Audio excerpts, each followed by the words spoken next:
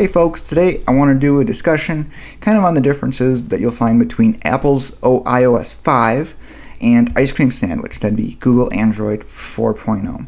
Since a lot of the differences when it comes to deciding between the two, which phone you're going to get, whether it's an Android one or an iPhone, doesn't always depend necessarily so much on the actual hardware of the phone, but really the software that runs it. That's kind of really going to be a big deciding point. So rather than doing phone by phone comparisons and going over this every time, I thought I'd put together one video here to kind of discuss some of the major differences and highlights of each operating system instead.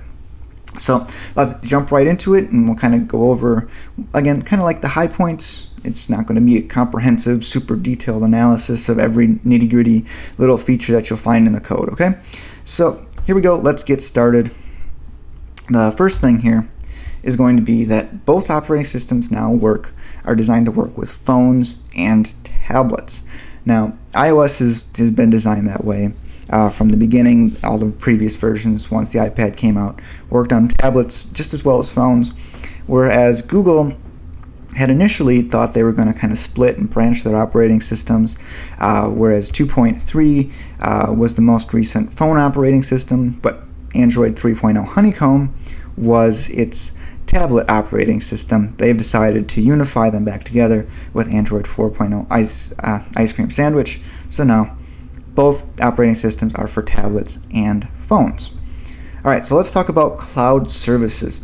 I'm a huge fan of cloud services, mostly because I'm not super diligent always about backing up my files. I just had a hard drive on my computer crash, and the head crashed onto the little plate that spins around, and it was unrecoverable, and I was like, crap. And I thought about it, and I ended up looking and said, well, how much data did I really lose? But between using Google and Dropbox on my PC, I didn't lose much data at all, because most of it was there and could be easily restored, because it's all sitting in the cloud. So cloud services are awesome. Let's talk about them for kind of your phone. Apple uses their iCloud. They've kind of been touting this quite a bit lately, and it's actually pretty cool. It's well integrated. It works with your calendars and your music and your documents, and it all goes between all your devices. It goes between your iPad and your Mac and everything. So if you're an Apple person, you use that kind of stuff, it kind of brings it all together nice, seamlessly integrates it. Thing is, it's not such a huge innovation. Google's been doing this for a while. Pretty much it works with your Google account. If you have a Google account, you use Chrome as your browser, pretty much everything's going to be easily backed up and working. The only thing that I think when I got my new phone recently, it was an Android device, is that I had to back up my text messages separately and download them and put them back on there with a manual backup, but pretty much everything else could be restored. I was able to put my apps back on using the Android market. The music was able to be put back on there easily. So for the most part, you're not gonna. iCloud is probably a little more seamless and easier to use, but for the most part, your Google account has your cloud services covered too. So not a huge difference either way. Okay, voicemail. One of the things that voicemail is pretty important if anybody calls you, right? And this was kind of the really big, I don't know if you remember this, but when the iPhone first came out, this was its huge innovation. It wasn't the apps. There were no apps at that point. The big selling point was visual voicemail, because now you didn't have to go through every single voicemail that you had in order that you received them and listen to them all. You could pick and choose which ones you wanted to listen to and which ones you wanted to save for later. That was just really neat, and that's still kind of the way they use voicemail today. With voicemail on your Android device, you can of course still use your voicemails provided by the carrier, which oftentimes sucks. It's limited and it's pointless to use. And some of them, like I know Verizon has like a visual voicemail upsell that they'll sell you if you have an Android device. It's not worth it. Use Google Voice, get your account, it's free. You can store all kinds of messages in it. Alright, save them there. And it does free transcription. Now that's huge. It's not perfect. I can't say I've ever seen it get one message 100% accurate, but most of the time you can do just a quick glance at a message, you can say, okay, that's what they're trying to tell me. You get the gist of it. Then you can listen to it and kind of get the details and decide. But most of the time I can make a decision just by reading the transcript, if it's one I need to call back right away, or if it can wait a little while, or if it's somebody that I don't want to talk to at all. So that's voicemail. Now let's talk about apps. Apps are kind of the huge thing. These basically little computers in your pocket. You can turn them into just about whatever kind of thing you need it to do, whether it's taking pictures or sending text messages, making phone calls. It seamlessly transfers, for the most part, from one task to the next. So with the Apple App Store, you're going to have more apps that are available to you. It was the first one to offer apps that have more of them. Apps also generally come to iOS first, so they're going to be on the App Store released first if they're not being released for both platforms at the same time. It's not too often that unless it's being developed by Google, of course, but it's not too often that an app gets released for Android first, and there aren't many Android exclusive apps other than, again, ones developed by Google, like Google Maps Navigation. But the big kicker here is that more of them are free. Okay, I believe that more apps are free percentage-wise on Android, but percentage-wise, more apps are paid on the App Store. So that's kind of one thing to keep in mind, is that if you like free apps or premium apps, that's one consideration that you might want to think about. Okay, let's talk about voice controls. If you watch Apple's advertising at all right now, this is their big new deal, is the Siri personal assistant. And at first I thought, blah, blah, blah, this has kind of all been done before, but when you actually sit and play with it and try it out, you'll find it for the most part works pretty well. It's pretty accurate. It's not perfect. No voice recognition system is, okay? It's still got a long way to go before it kind of knows exactly what you're talking about. But it is deeply integrated. It does a lot of things. It's actually quite intuitive to use. You can ask it to do something in several different ways, and it understands what you're trying to tell it to do. So in that way, it's really nice. It can set appointments for you and does searches and can come back with the weather, and that's all very cool. It has a little bit of personality to it. It can kind of come back with somewhat sarcastic responses if you ask it what you would consider kind of maybe like a dumb question, like if you ask it how much wood would a woodchuck chuck if a woodchuck could chuck wood. Try that one. That one's kind of fun. Or if you ask it what the meaning of life is, things like that. It's got good responses to those. When it comes to voice controls on an Android device, you have Google Voice Actions. Now, Google Voice Actions will seem a little bit outdated and not as powerful compared to Siri, even though it's been around for over a year longer. So in that respect, it's a little disappointing, though it can still set alarms and play music and do searches and all those things for you using it. One advantage it does have is real-time voice transcription. So if you have to dictate quite a bit of text or anything, or you need it to keep an open mic for a while you talk, or if you have a conversation that you want it to actually transcribe for you as you talk, for the most part it can do that in real time and keep up, which is a pretty neat feature in and of itself. Now, one thing in terms of accuracy, Google Voice Actions is right now usually a little less accurate than Siri, but they're pretty close. So both do offer voice controls though. Let's talk about video chat next. All right, Apple came out with FaceTime. This is for talking between Apple devices. It's not just for iPhone to iPhone. You can do iPhone to Mac, iPhone to iPad, but it's a kind of Apple ecosystem type of video chatting system. The corollary to that on Android is actually called Google Talk, and it wasn't super intuitive when I first saw it. In fact, when I got my new phone, I wasn't sure which app it was supposed to be, and I deleted the icon right off because I said, what's this Google Talk thing? I'm not going to use that. And then I learned later that, oh, Google Talk, yeah, that's my voice chat thing. Let me put that back on my home screen in case I want to try and play with it. So in this case, I would say FaceTime is probably a little better, easier to use.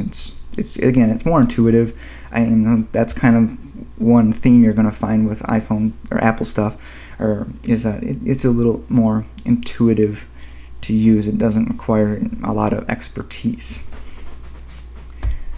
Next thing is free messaging. Now, we all know that pretty much any phone can send in, any cell phone anyway, can send and receive text messages.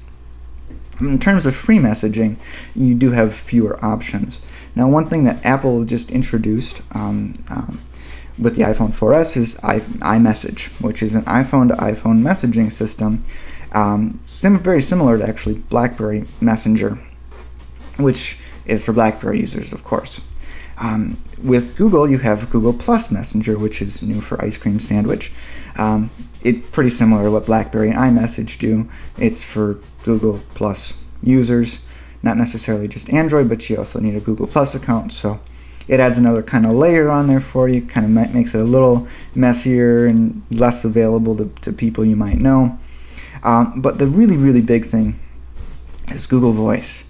It gets mentioned. I think it's something that's kind of a known feature, but I don't think it gets brought up often enough, is that with Google Voice, you can send and receive text messages for free, as long as you do it through your Google Voice number. And your Google Voice number can be set up to be the primary phone.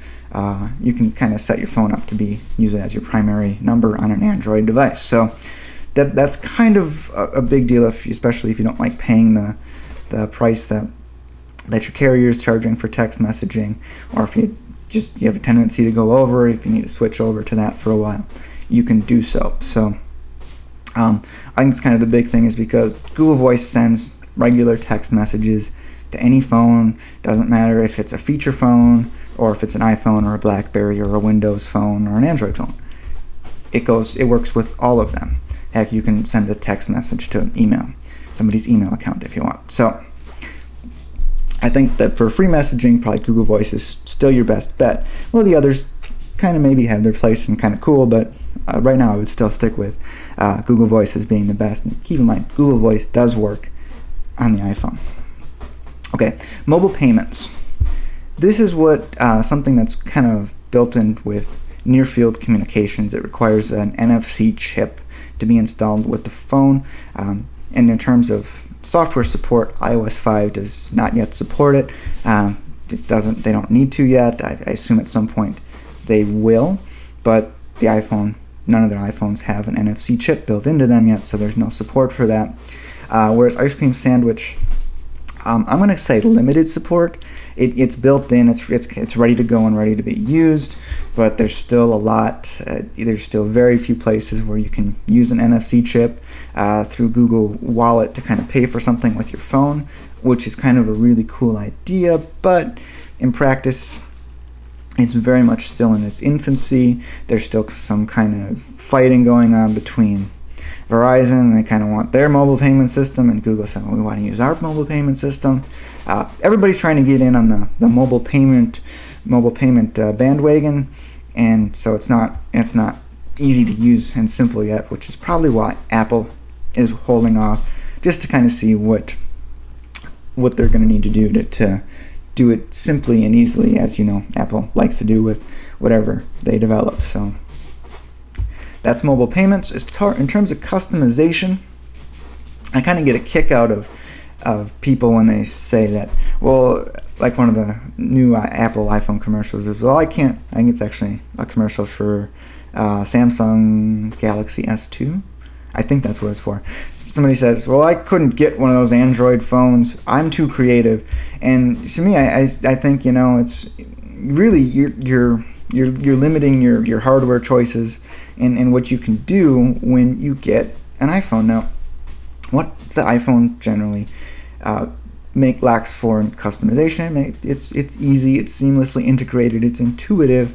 So those are all advantages, but you really are limited in your hardware choices.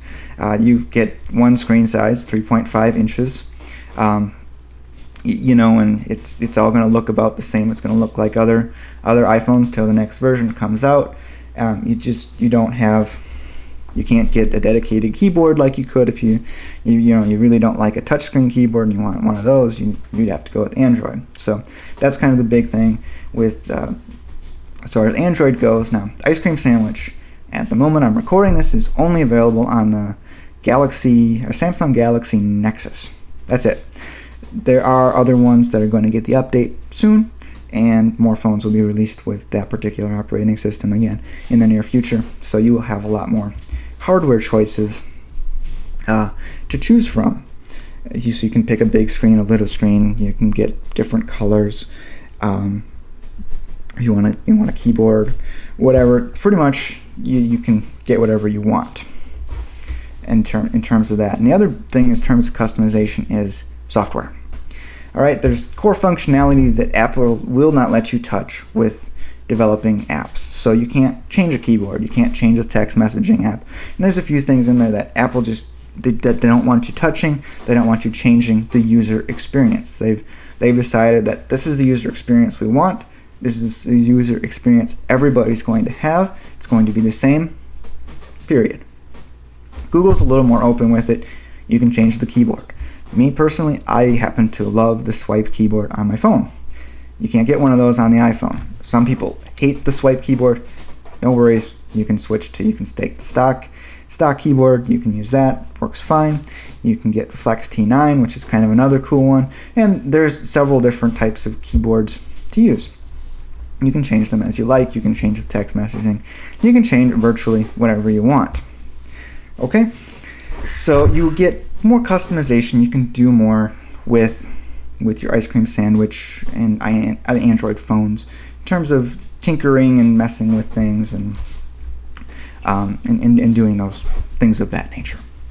A couple other cool things, other cool stuff that I really wasn't quite sure what kind of slide to put it on, so I'm putting it on this one, is with iPhone, it has location-aware reminders. This kind of works nicely with Siri as well, which I think this is a pretty fantastic type of app. Now, third-party things have been kind of available for both ones in the past. This particular one just is better.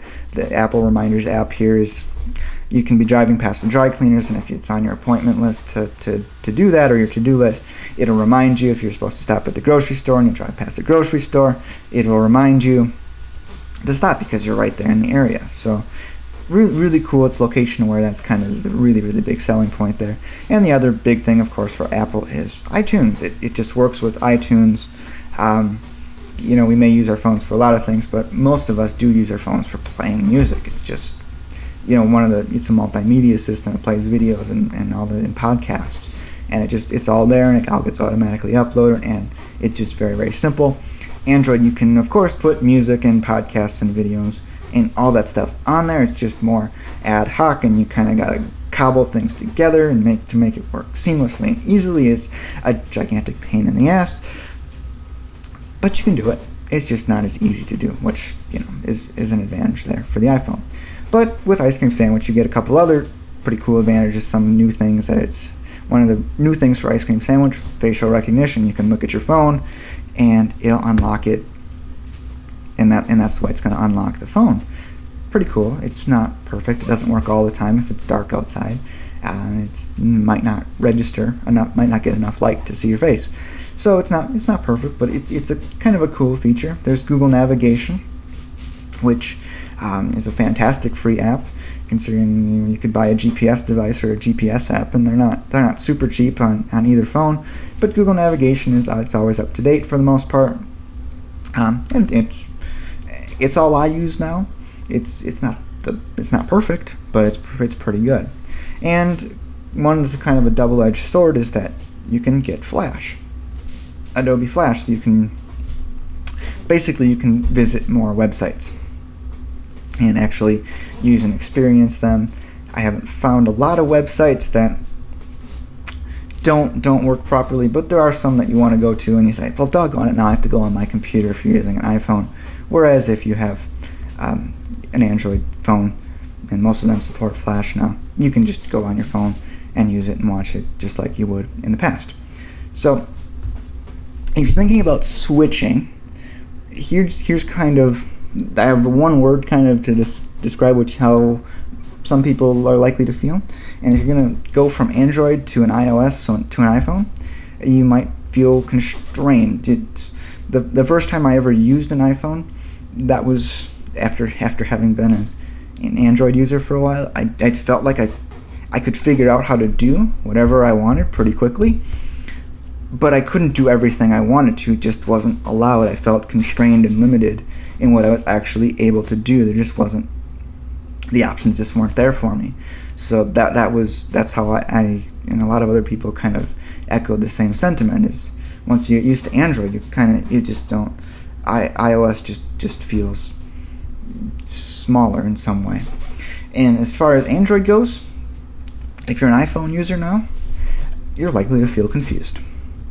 It is not, I'll be honest, it's not quite as intuitive.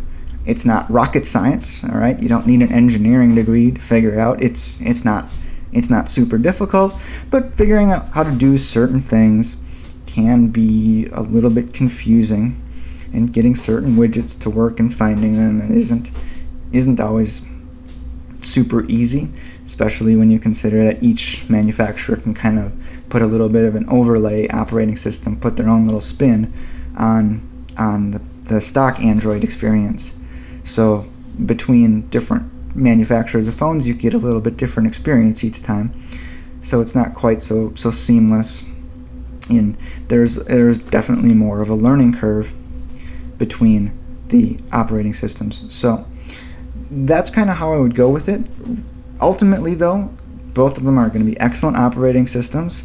It seems like when one gets ahead in one area, the other one's soon to catch up, and they both lead in different areas. And it really comes down to personal preference.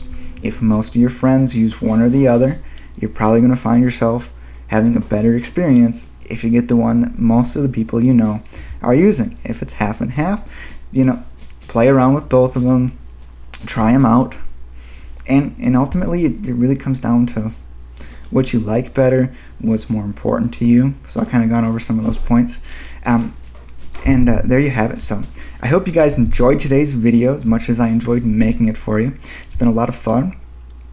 If you like this video, go ahead and like it on Facebook, or give me a +1, or just post a nice comment below, or tweet about it, whatever is your preference. But thanks again for watching, guys. Be sure to come check us out at gpsmaestro.com for GPS stuff and lots of smartphone stuff, lots of iPhone and Android posts. So whatever you're looking for, got lots of stuff there. Thanks for watching today, guys. We'll see you next time.